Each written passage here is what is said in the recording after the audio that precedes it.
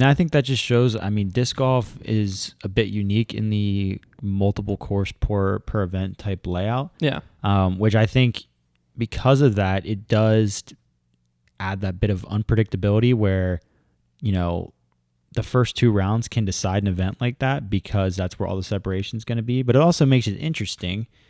I mean, in my opinion, I love the idea. I mean, there's something to be said for, like, you know, guys getting to play a course over and over again so they can, you know, better their scores and also try new things, maybe go for a shot they didn't go for. You know, that's kind of exciting. And it also allows the fans to become familiar with the course, I think.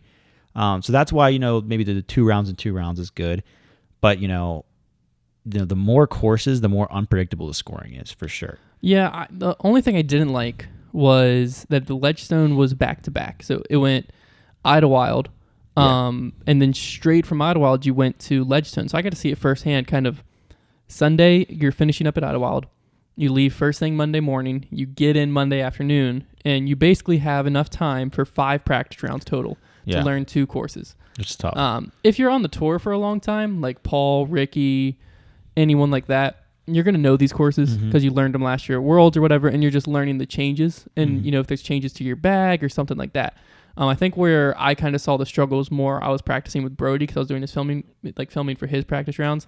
And so for him to fully learn 2 courses, that was a struggle. But in general, to come into a weekend and the tournament starts on Wednesday, right? No, it started on Thursday. Thursday to Sunday. And you show up Monday, you know, and it was a solid, like, 6-hour drive or something like that from maybe 5, I don't know, from Idlewild up to Northwood. So to get there, and Monday afternoon there was a storm that rolled through, which that's not normal, so I'm not going to count that in, like, the planning of this. But to only have 5 rounds to learn these 2 courses and learn everything, and that's if you go 1 round Monday afternoon and then 2 rounds leading up to your tournament, which I'm assuming a lot of players didn't want to do. Which, I mean, that's heavy. Exactly. That's really heavy, for your arm. You're playing 2 rounds the day before you start this huge event. Yeah. You wouldn't want to do that in an ideal situation. No, so you might only get 2 rounds at each course, basically, to learn it.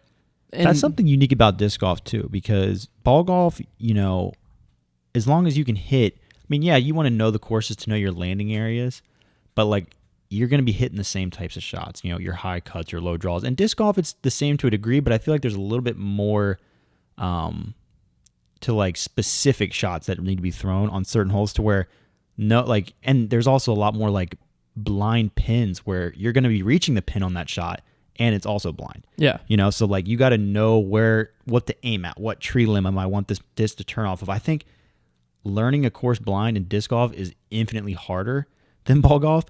And that makes the whole practice round thing, if you don't know a course, really hard. I mean, I've been in that spot where you try to play an event and I don't think I've ever played a course blind in a tournament well. No. Like, it's impossible. I know I haven't. Even just playing it once to, like, have an idea of what you're doing is so much better. So I think that is an interesting thing in disc golf. Yeah. So as a spectator, I like having 2 courses because I like the disparity. I feel like having 2 courses lets the better player win to a certain degree because especially Northwoods and Eureka, you were challenged on your Woods game and your Open game. I agree. So, like, this weekend, Ricky was the best disc golfer, period. It's not like, well, he's just good in the Open, or he's just good in the Woods. You know, it challenged both sides. And so you saw players like Paul and Chris who struggled in the Woods this week. And if it was all at Eureka, the stats tell us they might have won or been able to push Ricky for the win more. But since it was both styles of golf, the more consistent golfer this week was Ricky, who was able to pull out this large win. Yeah. So that's what I like going into it. But as a player, I've heard a lot of players saying, like, we want one course. One course, yeah. And especially, you got to think, if you're doing this full time and you're, like, going, which they normally don't have back-to-backs like this, I don't think. I think it's a special thing because of COVID and everything. But occasionally it happens. But if you're going from tournament to tournament and you're having to learn, like, 2 courses every tournament, that's tough. Yeah. Yeah, it's gonna be real tough. Yeah, I mean, and this is also a bit different because this was a 4-round event. A lot of these Pro Tour events, or is this the only 4-round Pro Tour event? I don't want to say it's the only, but I don't know of many others. Yeah, I mean, we've only had 3-rounders so far, right? Yeah, which I don't like that. You like the 4 rounds? I like 4 rounds. I mean, I do too because it gives guys.